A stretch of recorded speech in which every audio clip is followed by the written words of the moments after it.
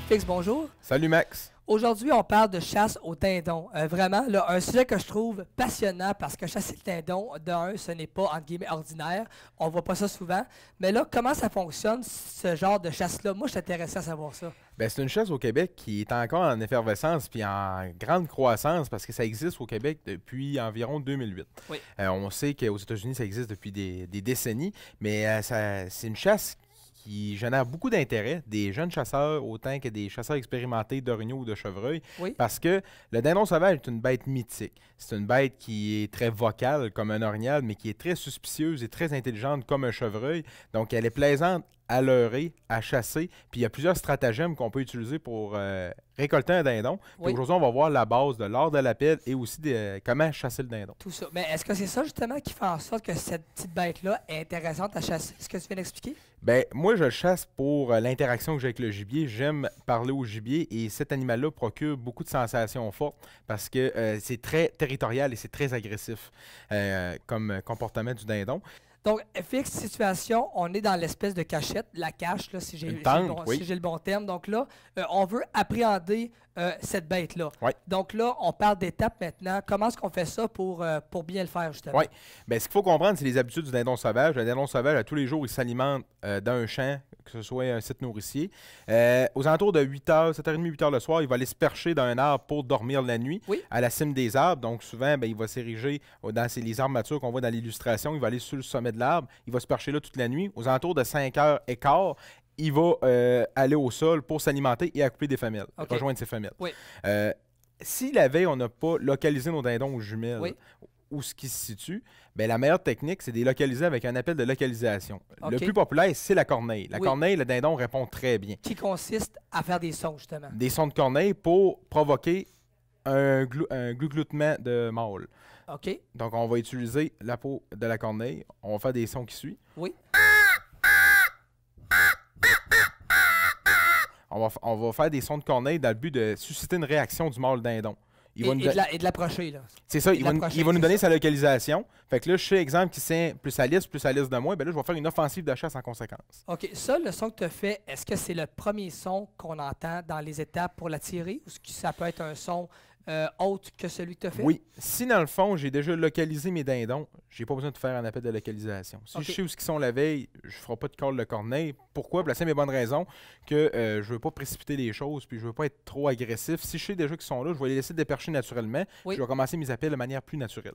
Donc, on peut commencer ça avec différents types d'appos. Oui. J'ai apporté plusieurs types. Donc, on commence avec les appos avant, des diaphragmes, qui nous permettent de faire plusieurs types de sons.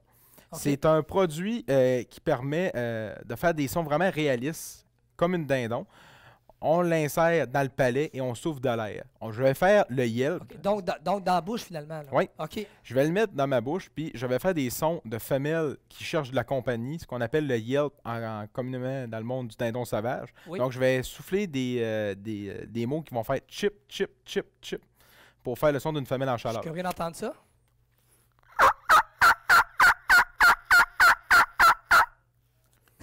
Souvent, je vais commencer le matin avec des sons comme ça. Pour être plus réaliste aussi dans mon approche, pour être plus naturel, si jamais je sais que c'est un mâle qui a été très chassé, qui a été très éduqué par d'autres chasseurs, je vais faire des sons plus naturels, des clock and purr, ce qui signifie une femelle qui fait des roucoulements, qui est en train de s'alimenter.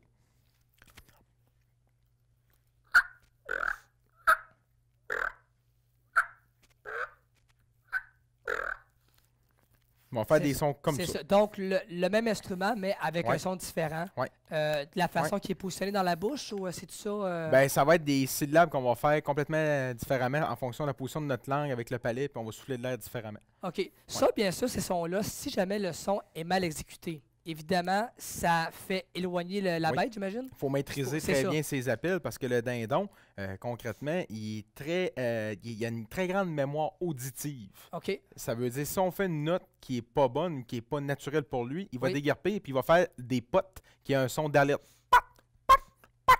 Il va faire ça simplement puis il va avertir le voisinage comme de quoi il y a un danger. OK. On peut faire des appels aussi le matin avec ce qu'on appelle des boîtes à friction. Des boîtes à friction, c'est fait à base de bois. On va faire une friction entre les deux palettes de bois Oui. pour imiter une femelle en chaleur. Ouais, ben le son sonne aussi la femelle, là, Ouais. c'est ça. On le reconnaît bien. Ensuite, on peut faire même d'autres types de sons avec ce qu'on appelle des ardoises, des pots de call, ce qui permet de faire des roucoulements ou des clock and purr.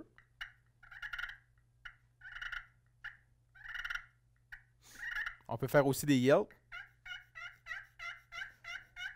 On peut faire aussi une série de clocks.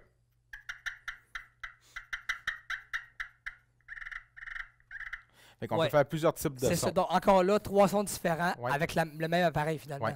Puis là, pour revenir à une situation de chat, je vais utiliser souvent des appelants. Comme Oui. celui-ci, je l'ai amené pour faire un beau visuel en studio. C'est l'appelant de mâle mature qu'on appelle un gobbler. C'est un Oui, tome oui.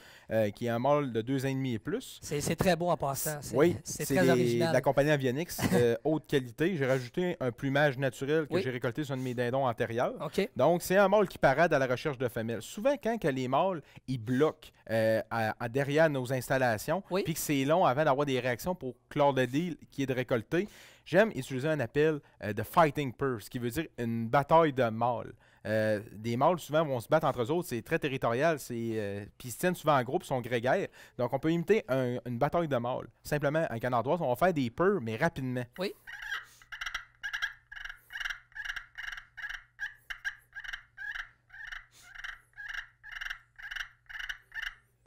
Fait qu'en gros, ça C'est ressemble pas mal ça. à ça, les Mais, appels. On voit que, par contre, il faut avoir une compréhension des sons bien développée. Ouais. Ça, c'est important. FX, dis-moi, si tu essaies d'attirer un dindon et tu manques ton son, tu le fais pas bien, Ouais. l'animal se sauve. Est-ce qu'il y a une technique pour le ramener vers toi? Ce que je vais faire une autre offensive de chasse. OK. Ce que je vais faire, c'est que je vais changer complètement d'endroit. Si je sais qu'ils sont partis, exemple, à l'est, Oui. ben, je vais essayer de les contourner. Puis je vais aller me réinstaller 1 heure plus tard à un autre endroit avec d'autres types d'appels. Si, exemple, j'ai fait plus des cuts puis des clock and purr, ben, je vais faire des petits yelps doux OK. pour changer complètement d'offensive, pour pas susciter un doute, qu'ils ont déjà entendu ce son-là le matin même, pour avoir une offensive qui se démarque. FX, merci. Ça a été un privilège d'entendre les sons de la nature et de pouvoir peut-être mieux les refaire ou les répéter pour ceux qui vont partir à la chasse de ces petites bêtes-là. Ça me fait plaisir. Merci beaucoup.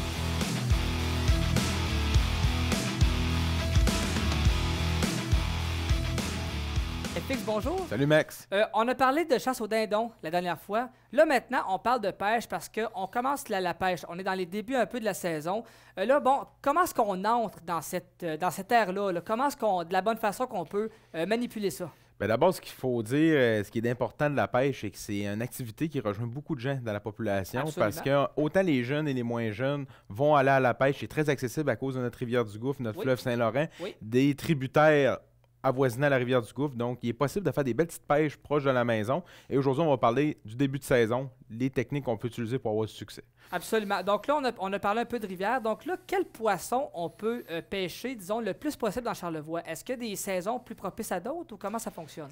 En début de saison, que ce soit avant le mois de juin, on a le droit de pêcher la truite mouchetée, la truite arc-en-ciel, que ce soit en lac ou en rivière. OK. À partir du 1er juin, la réglementation change au niveau de la rivière du Gouffre. Ça devient une rivière de gestion à 100% saumon. Donc, c'est à la mouche seulement avec des soies flottantes. Et on reviendra un peu plus tard au courant des émissions sur la pêche au saumon. Mais aujourd'hui, on se concentre sur la truite. Ensuite, on peut pêcher, c'est ça, truite arc-en-ciel puis truite mouchetée en début de saison. Oui, la différence entre les deux de ces poissons-là? La truite arc-en-ciel, c'est un poisson qui se tient dans l'estuaire, en rivière, puis il va venir dans la rivière au printemps pour se reproduire. OK. Puis elle va venir aussi pour s'alimenter, puis elle va même résider dans la rivière au courant de l'été. Ça va être une truite qui va être plus rosée, qui va être plus avec un corps argenté comme un saumon, qui va être plus faite robuste, un petit peu plus grosse qu'une truite mouchetée en tant que telle. OK. Et la truite mouchetée, c'est celle qu'on voit justement à l'écran, Oui. avec les gros halos rouges et halos bleus, notre poisson emblématique du Québec. Un poisson qui est très connu des 4 coins de la province, puis qui est très mythique parce que par sa combativité et sa chair de haute qualité au goût. Si je te demande entre les deux, lequel qui est le plus facile à pêcher, tu me réponds quoi? Truite mouchetée, simplement pour son accessibilité, OK. sa facilité de répondre aussi tout au long de la saison. La truite arc-en-ciel va être un petit peu plus difficile à prendre dans Charlevoix parce qu'à la mouche, c'est un petit peu plus difficile.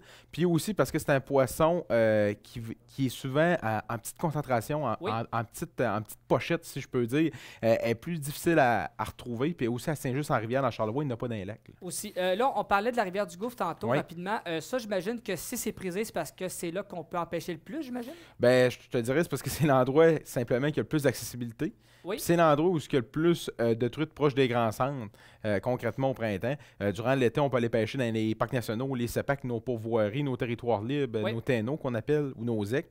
Mais au printemps de bonheur de même, il reste encore beaucoup de neige dans le nord. Donc, les seuls endroits proches, c'est la rivière du Bras, la rivière des Morts, rivière du Gouffre, ces tributaires-là qui peuvent nous donner du succès.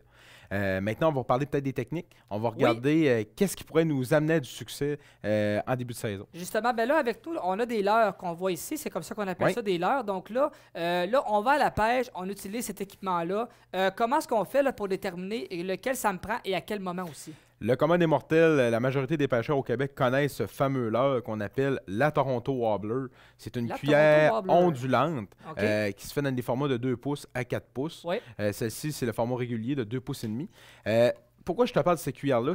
C'est la technique de base à la pêche à la truite. Un émerillon, une cuillère ondulante pour attirer l'attention du poisson avec un petit bas de ligne de 12 à 24 pouces avec un ver de terre, ce qui va être une technique conventionnelle qui va marcher dans la majorité des situations, sauf au printemps, quand il y a des gros coups d'eau et des gros débits d'eau dans les rivières, comme dans la rivière du Gouffre actuellement, que là, parfois, le poisson peut être un petit peu plus dans des eaux embrouillées. Il va être plus stationné au fond de la rivière, en suspension. Il va attendre pour monter dans d'autres nouvelles fosses.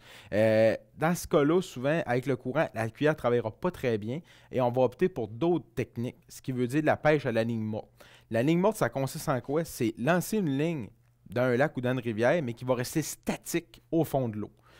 Grâce à un plomb, avec son poids qui va rendre immobile le leurre. Et on va utiliser une technique en palier que j'appelle des ensembles de type pickerel, cette fois-ci de la compagnie Éthique, qui ont des paliers avec des hameçons prémontés avec un bas de ligne d'environ 6 pouces. Qu'on va mettre à une hauteur environ de 12 pouces entre chaque palier avec le plomb, qui va faire 2 appâts, 2 présentations, que le poisson va voir ça, il va le sentir, puis il va être intéressé parce que ça va être beaucoup plus facile pour lui, justement, au printemps, en eau froide, souvent, il est un peu engourdi, puis avec le courant, ça va lui donner une chance d'aller mordre, puis c'est surtout une technique qui est un petit peu plus sobre, qui fait moins peur aux poissons. Donc souvent, au printemps, on peut avoir du succès parce qu'il n'est pas encore très réactif. C'est une des techniques que j'aime bien utiliser, les paliers, jusqu'à environ à la mi-mai. Quand l'eau se stabilise, là, on va pouvoir utiliser d'autres leurres que je vais te présenter à l'instant. À l'instant, allons-y. Exemple, les cuillères feuilles de saule, nos fameuses les Clear Wobbler, ça se fait dans plusieurs manufacturiers, que ce soit William, Magic, Éthique. Un peu plus gros que ceux qu'on avait vus là, dernièrement, Celle-ci, c'est de la compagnie Magic, le modèle moucheté. Ce qui est le fun de cette cuillère-là, comparativement aux autres, c'est qu'elle n'a pas la même action. Pourquoi? Parce qu'elle est beaucoup plus large. Donc, son tirant d'eau n'est pas le même. Elle va faire plus comme une feuille morte dans l'eau, des grandes saccades erratiques, ce qui va attirer l'attention, va créer une grande ondulation dans l'eau. Avec un bas de ligne, ça peut être gage de succès par temps ensoleillé. Parce que ça va avoir une grande luminosité, ça va dégager beaucoup de rayons. Donc, avec un ver de terre en arrière, ça peut provoquer des attaques d'une truite arc-en-ciel ou d'une truite mouchetée, surtout au printemps. Sa faiblesse, par contre, c'est durant l'été. Elle est très légère et son tirant d'eau fait que c'est une cuillère de surface qui va fonctionner d'un rayon de 1 à 4-5 pieds de profondeur. Quand même. Donc là, rapidement, on comprend que le niveau d'eau et aussi le débit d'eau a un impact sur ton le type de leurre que tu prends. Ça a un impact important. C'est ça. Maintenant, je vais parler d'une autre technique. Ça, j'adore ça pour les petits ruisseaux, les endroits cachés, les petits étangs qui dégèlent plus de bonheur. Souvent, on va avoir des eaux plus chaudes que dans une grosse rivière, justement, à cause des forts débits d'eau. Je vais utiliser des leurres artificielles, exemple de la compagnie Berkeley, des Atomic Teaser, qui sont des micro-jigs de 1/16e d'once qui émettent une petite proie en détresse, un mené ou une larve ou une nymphe. C'est assez fin, hein, la grosseur, c'est tout petit. C'est tout petit, mais on va toute subtilité aller chercher vraiment l'attention du poisson, que ce soit en dessous des branches, en dessous des roches, sur des petites structures, exemple des petits étangs, des chaussées de castor, des petits ruisseaux. Mais des fois, au printemps, on peut avoir des surprises. J'ai déjà pris des truites jusqu'à 3,5 livres, 4 livres de cette manière, avec des petits leurres comme ça. On a aussi nos fameuses Power Nymphes, qui sont une imitation parfaite d'une nymphe dans l'eau. Donc, au printemps, ça peut être gage de succès avec aussi un petit verre de terre, des choses comme ça. Absolument. Ben ça, justement, ça a un peu, dans tes mains, c'est un peu le feeling du verre mou. Là. À mon souvenir, c'est ça. C'est un leurre souple. Exactement. On va utiliser une petite tête de jig pour lui donner du poids dans l'eau, pour pouvoir travailler notre structure, pour faire comme une petite proie en détresse, pour avoir un petit poids. En gros, ça va être pas mal ça les techniques. Puis sinon, on peut utiliser aussi les bobites orangées, qui sont là très réguliers pour pêcher en ruisseau. Encore là, différentes grosseurs, c'est parfait. FX, avant de conclure, une personne qui arrive dans Charlevoix, Oui. et qui veut s'initier à la pêche, je vais le dire comme ça, la première étape qu'on peut lui suggérer, ce serait quoi? Je te dirais, aller s'informer au bureau des agents de la faune ou sinon Oui. dans les boutiques spécialisées, entre Oui. autres PN Garipi à Baie-Saint-Paul, s'informer de la réglementation des techniques, puis aussi des quotas et des limites de possession. Ensuite, on se redirige dans les rivières ou sinon dans les lacs avoisinants et un peu plus tard, parcs nationaux ou les EC. Excellent. Et en plus, la bonne nouvelle, ben, c'est que la saison commence. Donc, Oui. c'est le point positif. Prochainement, on va en parler plus en profondeur des techniques, puis J'ai- aussi des endroits plus spécifiques. Merci beaucoup, FX.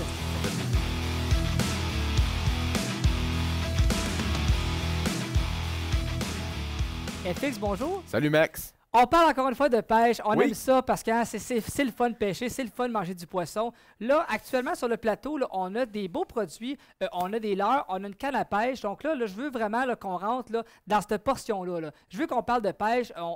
Également, comment est-ce qu'on parle aussi de choisir un produit? C'est important. Donc là, on rentre dans cette portion-là. Alors, comment est-ce qu'on procède pour commencer? Ben, aujourd'hui, on va parler de la pêche printanière, de la Oui. pêche au printemps. Ben oui. C'est très plaisant, la pêche au printemps. Comme j'ai parlé précédemment dans la dernière épisode, on parlait de pêche en rivière plus. Oui. Mais là, avec la fonte des neiges qui s'en vient, la chaleur prend place dans Charlevoix, ben, les séjours de pêche en pourvoirie, en réserve faunique, commencent bientôt aux alentours du 28 de mai. Il y a Oui. beaucoup de pourvoiries qui vont ouvrir, des réserves fauniques. Donc, aujourd'hui, je vais parler de techniques de pêche, mais pour les plans d'eau en eau froide, en début de saison. Oui. Pour souvent les truites plus engourdis, qui ne sont pas encore acclimatés aux eaux chaudes et aux eaux froides. Donc, on va regarder aujourd'hui tous les stratagèmes qu'on peut mettre en place avec des leurres de qualité et des bonnes cannes pour prendre du poisson au printemps.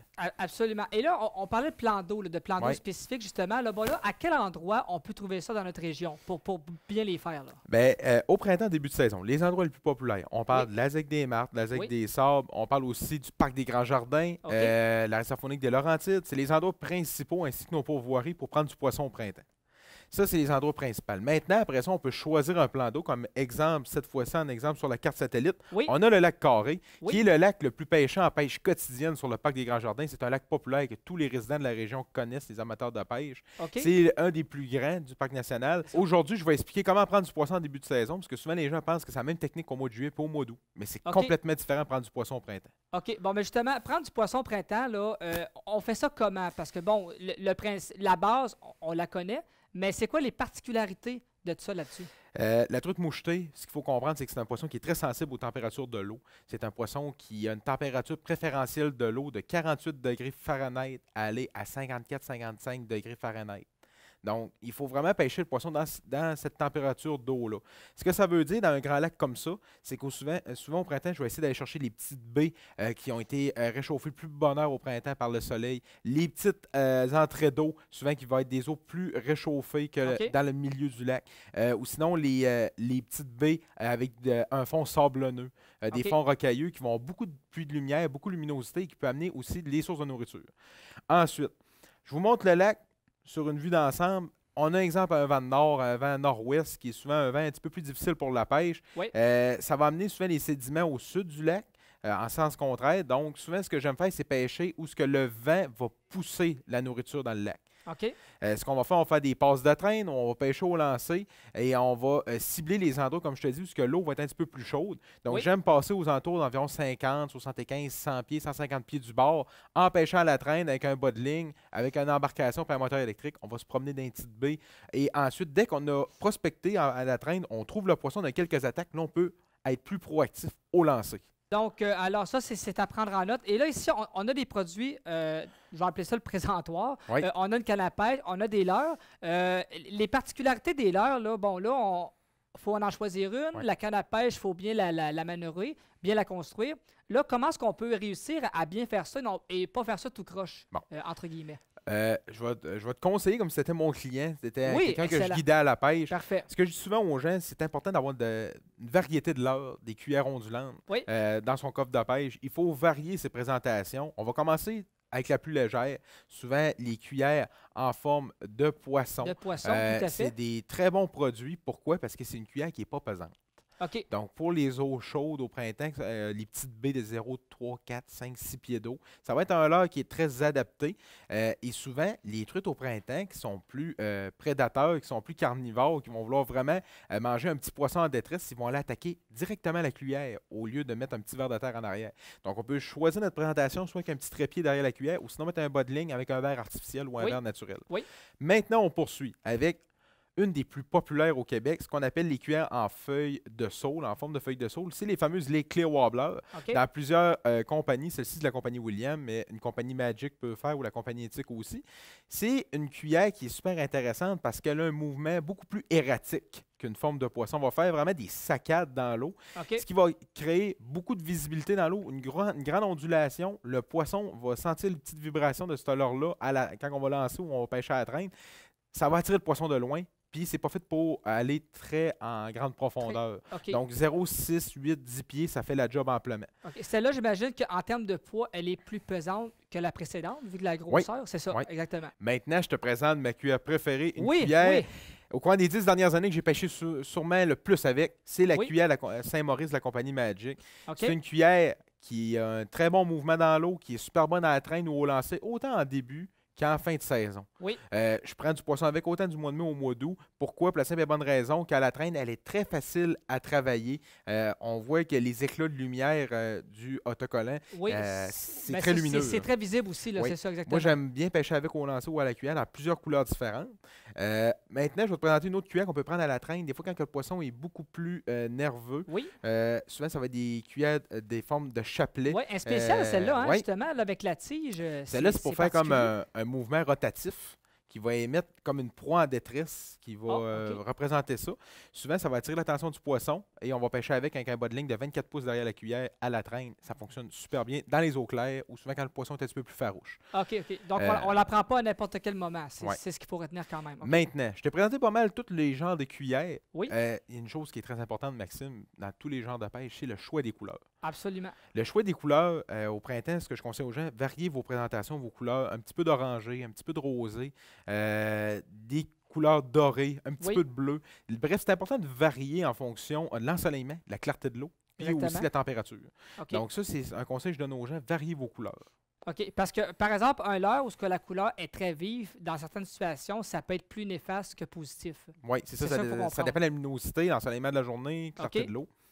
OK. Et là, avec nous également, tu as une canne à pêche. Oui. Alors là, une canne à pêche, bon, une canne à pêche qui est montée. Donc là, évidemment, on parle d'assemblage. Oui. On rentre également dans la portion technique. Donc là, une canne à pêche, là, pour qu'elle soit efficace, Oui. faut procéder. J'irai pas dans les détails au niveau de la canne, parce qu'on peut être, c'est très compliqué, mais Oui. je vais vous expliquer la base. Parfait. Ma canne préférée, ma configuration préférée pour pêcher la truite mouchetée, ça va être Oui. une canne de 6 pieds 6 ou de 7 pieds de long. Cette fois-ci, c'est une canne de 6 pieds 6 pouces de la compagnie Shimano. C'est d'une puissance moyenne légère avec une action rapide. Pourquoi est-ce que j'aime une moyenne légère? C'est pour être capable de laisser toutes les petites morsures subtiles d'une petite truite ou autant d'une grosse truite. Oui. Le ferrage va être beaucoup plus facile parce qu'on a une puissance et une action un petit peu plus molle. Oui. Puis avec une action rapide, ce qui est plaisant, c'est qu'on va travailler nos leurres beaucoup plus facilement à la traîne. OK. Donc j'aime beaucoup pêcher avec une configuration moyenne légère avec une action rapide ou moyenne rapide, ainsi qu'avec une ligne tressée de 10 ou 8 livres tressés, avec un petit moulinet comme ceci, un moulinet spinning qu'on appelle un moulinet ouvert, autant Très facile à pêcher au utiliser lancer. quand même. Ben, en tout cas, c'est ce qu'on semble comprendre. là. C'est le commun des mortels. Là, OK. tu peux utiliser. C'est le produit le plus vendu en Amérique du Nord. C'est une configuration qui peut marcher très bien à prix abordable. Donc, les gens qui veulent se partir à la pêche, une canne de ce genre-là, action puissance moyenne, moyenne légère, action rapide, ça fait le travail. Ça fait le travail. Mais écoute, merci beaucoup, FX. On en a pris plusieurs et on espère que ça va porter chance et fruit aux pêcheurs de Charlevoix. Avec ça, je pense que c'est bien apprécié puis je pense qu'il faut l'entendre. FX, merci beaucoup et surtout bonne pêche. Bonne saison de pêche. Merci.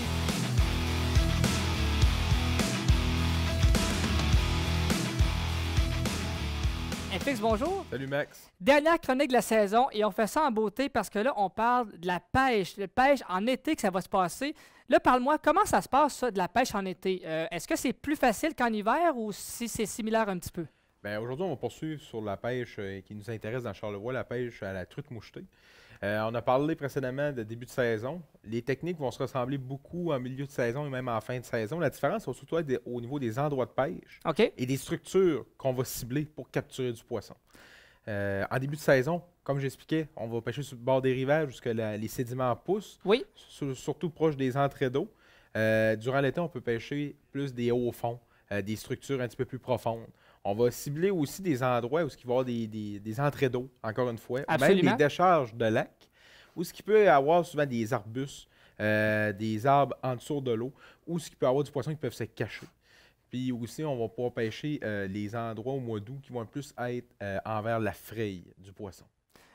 En termes de technique, là, si on veut une bonne pêche, là, on est en été, on va avoir une pêche qui est prolifique, qui est bonne. Est-ce qu'il y a une technique particulière aussi? Je veux dire, de la pêche, on lance la ligne à l'eau, on s'entend, là. Mais en termes de technique, est-ce qu'il y a une particularité en été qui est plus valable ou plus difficile qu'autrefois? Oui, ce que j'explique souvent, c'est si on veut pêcher en surface, que ce soit la pêche à la mouche ou la pêche au lancer léger, ça va souvent se passer tôt le matin et tard le soir. Pourquoi? L'ensoleillement va être beaucoup moins fort. La température de l'eau va être une petite affaire plus froide que durant le milieu de la journée à causer par l'ensoleillement. Le poisson va aller s'alimenter en surface le matin pour ces raisons-là, pour aller chercher des moustiques, des insectes, quoi que ce soit.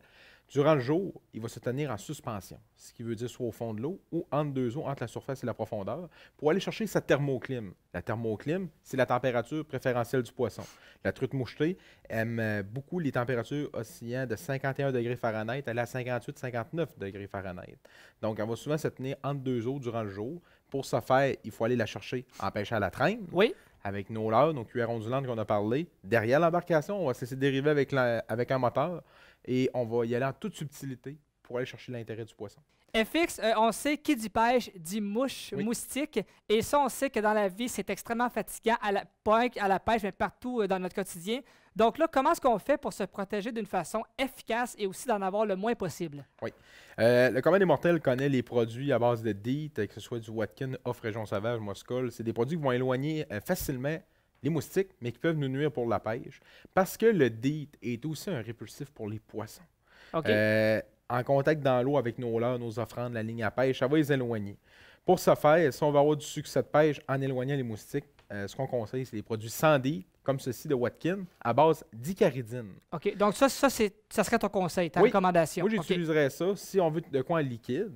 On en met sur notre linge, sur nous, il n'y a pas de problème. Il n'y en a pas de problème aussi pour les enfants. Donc, on en met aisément à notre goût et ça éloigne les moustiques, mais ça ne nuit pas à notre comportement de pêche, à nos performances. Si on veut de quoi plus pour le camping, de quoi de plus pour le chalet, même dans l'embarcation ou à la chasse à l'ours, peu importe, qui va être plus... il va pouvoir servir pour plusieurs sauces, c'est le Thermacell.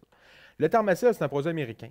C'est un produit qui, à partir d'un combustible de butane, va sécréter une vapeur par une plaquette qu'on va faire bouillir juste ici, qui va simplement dégager une boucane dans un rayon de 4 mètres, approximativement. Donc, une dizaine de pieds tout le tour de nous, nous n'aurons pas de moustiques. C'est une alimentation qui est simple, qui est très économique, et que tu n'auras pas de moustiques tout le tour de toi en embarcation et en forêt, quand tu joues au golf, peu importe. Donc, je conseille ce produit-là, c'est tout nouveau. Ce modèle-ci vient avec une fixation dans l'embarcation. Exactement. Et on peut l'avoir aussi avec un étui portable pour amener avec nous en forêt, exemple au golf ou en faire de la randonnée pédestre. Moi, c'est mon coup de cœur. J'utilise ça, je te dirais, 90% du temps. Puis à tous les fois, j'ai des amis sur une terrasse, il y a des moustiques. Les gens me disent « À cause, tu n'as pas de moustiques? » Parce que j'ai un Thermacell. C'est la question et c'est la réponse. Je dis, venez vous procurer un Thermacell et je dois vous avouer que je dois en vendre une 20aine par semaine de ça ici. C'est fou l'efficacité de ce produit-là et je le conseille. Et tu conseilles. Et FX, avant de conclure rapidement, en termes de linge, parce que en été, on a tendance à s'habiller plus léger. Pour la pêche d'été, est-ce que c'est conseillé de s'habiller plus léger ou d'avoir une petite couche? Ça peut être aussi propice, tout dépendamment le matin ou le soir? Très important d'avoir des vêtements respirants. C'est bien multicouche le matin avec un bon vêtement si jamais on est sur le lac puis ils vendent. Mais il faut avoir quand même un produit très respirant. Des produits souvent aussi plus sportifs pour la randonnée pédestre, des choses comme ça. Des tissus qui vont être plus extensifs, qui vont évacuer plus l'humidité. Ça serait mes recommandations pour une belle saison de pêche. Et voilà. Ben écoute, FX, merci beaucoup.